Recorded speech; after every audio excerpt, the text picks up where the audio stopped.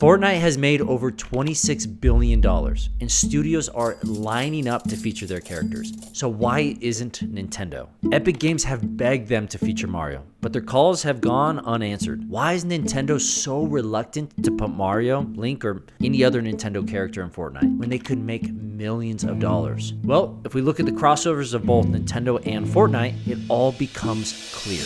In the past few years, Fortnite has become the ultimate marketing machine. Everyone wins, and the amount of money from skin sales is staggering. But Epic have their sights on the biggest cash cow, Mario. The head of Fortnite's ecosystem mentioned that players would love using Nintendo skins, yet also described the process of getting Nintendo to say yes is like trying to make diamonds. You might say Nintendo just doesn't like crossovers, but looking at the history, we see something different. One of their most profitable series and one of my favorite games of all time is about just that. Until Fortnite came along, Smash was the king of cameos. Companies would do anything to get their characters into Smash. What's interesting, Smash isn't the only example. Nintendo has a huge history of doing cross-collaboration. The characters have been featured on Pumas, Converses, Kellogg's, Levi's, Ice Cream, Build-A-Bear, and tons of others. In reality, Mario and other Nintendo IP are everywhere. One of Nintendo's most recent collaborations is Lego. Every toy store has shelves of Mario, Yoshi, Bowser, Donkey Kong, and even Princess Peach. Not to mention, Nintendo is branching outside of video games. The Mario movie made $1.3 billion. So Nintendo is more than happy to have the plumber leave the gaming realm, and they did it by collaborating with Illumination. And it seems like these partnerships aren't decreasing, but increasing. Nintendo has learned from their $100 billion Pokemon brand that it's better to branch out, which is why Mario and the gang are ending up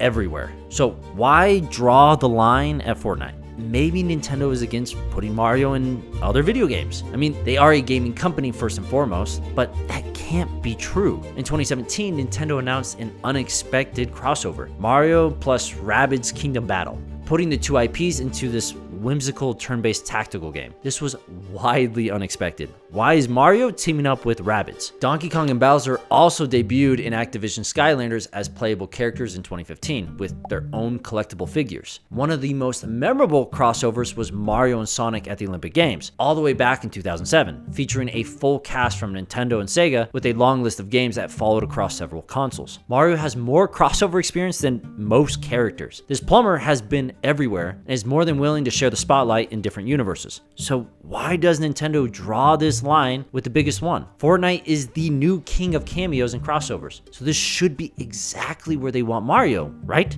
Well, this history of crossovers gives us a clue to which crossovers Nintendo deem acceptable and which they don't. Let's start with the obvious. While not realistic, Fortnite is a violent video game. Nintendo has a famously strict policy against gun violence being connected to their characters. They clamp down on any association between their characters and violent acts, and there's a good reason for this. Nintendo is protecting against the pollution of their trademarks, and their strategy would be to keep that trademark very child and family friendly. They even scrambled to shut down a mod which made the flowers in Super Mario Wonder curse. A tiny detail, but something Nintendo takes very seriously. Even when these stunts receive mountains of backlash, it's still worth it to Nintendo because of how valuable the perception of these characters are. This is the exact same strategy as another dominant company, forcefully removing any negative connotation to their brand, which might change how people view them. So the violence in Fortnite is a clear no-go. But that can't be the only thing. Characters like Bayonetta and Joker both have firearms in Super Smash, where they are featured shooting dozens of other Nintendo characters. So is this just hypocrisy? These characters show that there's clearly violence Nintendo deems acceptable and unacceptable. We just need to find where that line is. Luckily, we need to look no further than Smash Bros. Again, with one of the first featured characters being Solid Snake.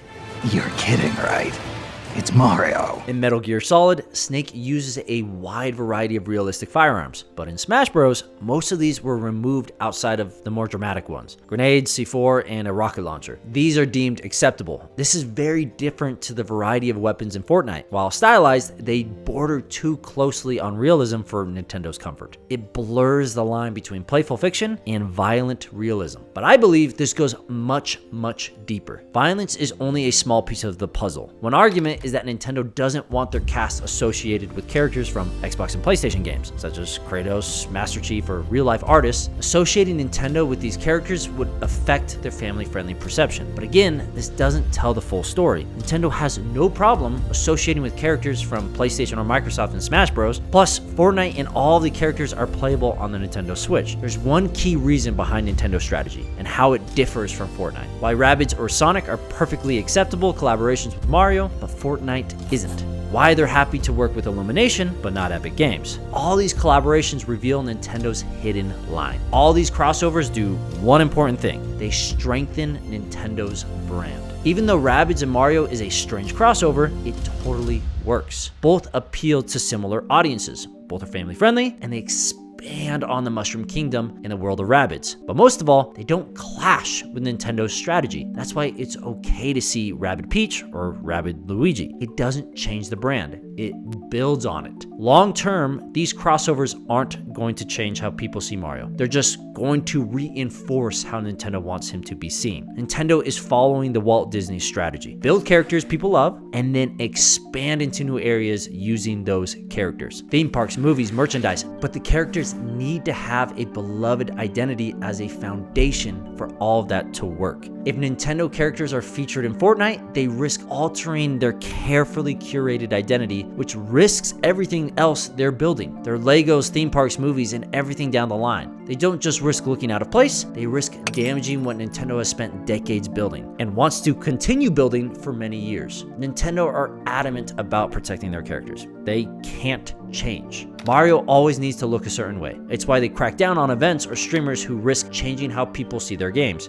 including modding. Protecting the brand is paramount. They have a long-term, carefully crafted strategy, a strategy they will not deviate from. That's where Fortnite falls short. Introducing these characters to Fortnite could risk altering the perception of Nintendo's IP. There's no risk to Fortnite, but a lot of risk to Nintendo. It would be short-term profit at the expense of their long-term strategy. Despite Epic Games pleading and begging Nintendo, all of their efforts have failed, and they always will. It's not just because it has guns or celebrities. Having Mario jumping around fighting in Fortnite would affect how people see the character, potentially forever. Nintendo's former head of content put this perfectly. You don't need Fortnite. They're bigger than Fortnite.